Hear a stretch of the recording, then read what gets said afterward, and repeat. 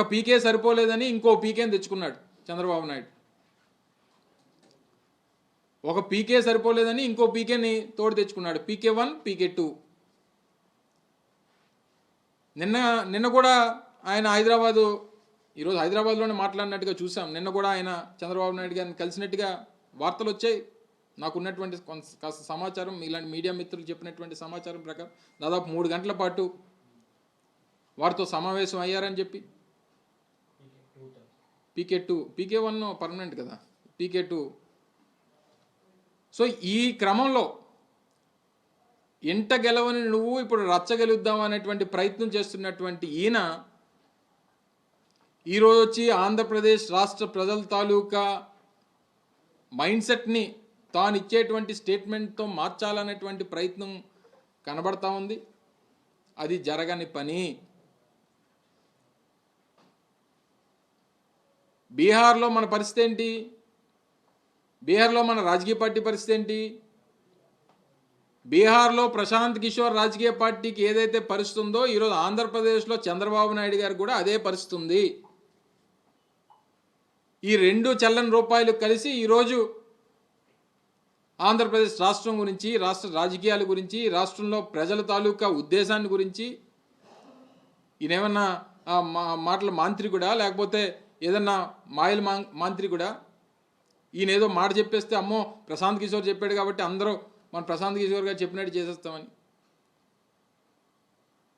ఆయన gut feeling YSR Congress party ఓడిపోద్ది అనేటువంటి గట్ ఫీలింగ్ ఆయనకుంటే,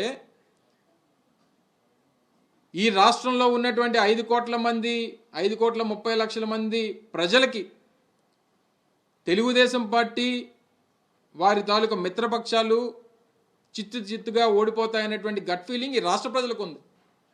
ఎక్కడి నుంచో బీహార్ నుంచి వచ్చినటువంటి వ్యక్తి చెప్పినటువంటి గట్ ఫీలింగ్ని తీసుకుంటామా? ఈ రాష్ట్రంలో పేదవాడు, ఆ సంక్షేమాన్ని అందుకున్నటువంటి పేదవాడు, ఆ డీబీటీ ద్వారా మేలు జరిగినటువంటి పేదవాడు, గడిచినటువంటి 5 సంవత్సరాలుగా జగన్మోహన్ రెడ్డి గారి నాయకత్వంలో మేలు జరిగినటువంటి పేద కుటుంబాలు, వారి గట్ ఫీలింగ్ని తీసుకుంటామా? సో ఇలాంటి డబ్బులు తీసుకొని గతంలో మీరు ఈ కార్యక్రమాలు చేసేవారు. గతంలో మీరు కన్సల్టెన్సీస్ని ఒక కన్సల్టెన్సీలో మీరు ఒక డైరెక్టర్గా ఉన్నారు. ఈరోజు బయటకు వచ్చేసారు. బయటకు వచ్చేసి మీరు ఒక రాజకీయ పార్టీని నడుపుతున్నారు. మీరు ఒక రాజకీయ నాయకుడు. ఈ దేశంలో ఈ దేశంలో ఒక రాష్ట్రంలో ఒక రాజకీయ పార్టీని పెట్టి నడుపుతున్నటువంటి మీకు ఆంధ్రప్రదేశ్ రాష్ట్రానికి సంబంధించినటువంటి రాజకీయాలు ఏం సంబంధం? చంద్రబాబు నాయుడు ప్యాకేజ్ ఇస్తే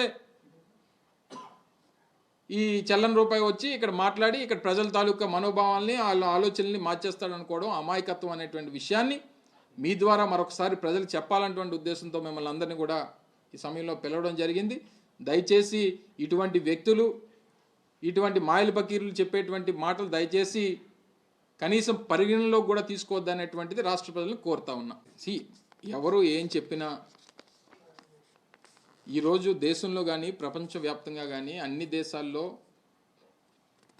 పొలిటికల్ కన్సల్టెన్సీస్ అనేటువంటివి విపరీతంగా అదొక బిజినెస్గా నడుస్తున్నటువంటి తరుణంలో ముఖ్యంగా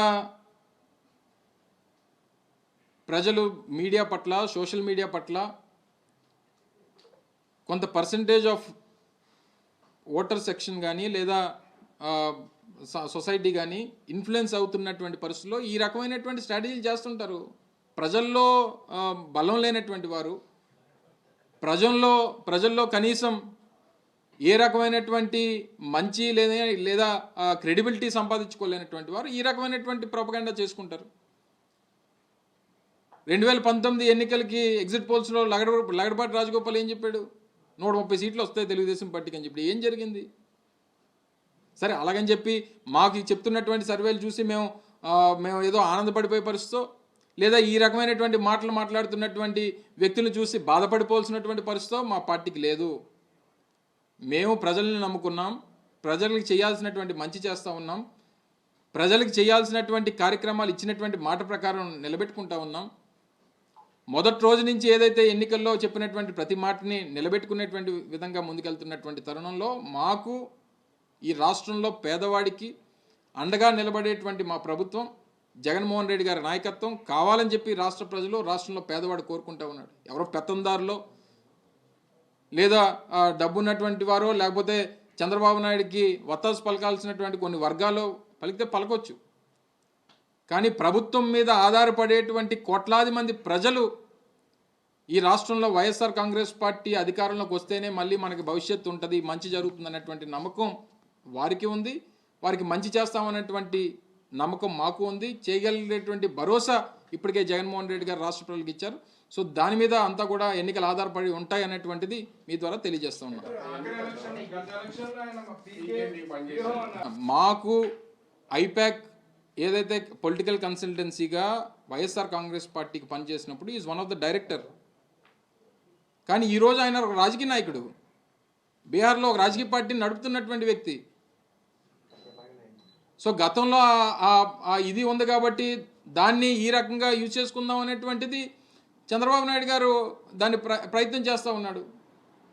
ఈరోజు కేవలం రాజశేఖర రెడ్డి గారి కుటుంబంలో ఉన్నటువంటి కొంతమంది వ్యక్తులనే చంద్రబాబు నాయుడు ఇన్ఫ్లుయెన్స్ చేస్తున్నటువంటి పరిస్థితుల్లో ప్రశాంత్ కిషోర్ అంతా ఆయన డబ్బు బంధంతో కొట్టుకుంటున్నాడు చంద్రబాబు నాయుడు. సో ఇవన్నీ కూడా పెద్దగా తీసుకోవాల్సినటువంటి అవసరం లేదు. ఎక్కడ మేము మాలాంటి వాళ్ళు మా పార్టీ తరపున మాట్లాడకపోతే దీన్నే 10 సార్లు వారి టీవీ ఛానల్స్లో చూపించి ప్రజలకి నమ్మించేటువంటి ప్రయత్నం చేస్తున్నారు అనేటువంటి ఉద్దేశంతో మాట్లాడుతున్నాం తప్ప మాకు అసలు దీని గురించి మాట్లాడాల్సినటువంటి అవసరం లేదు.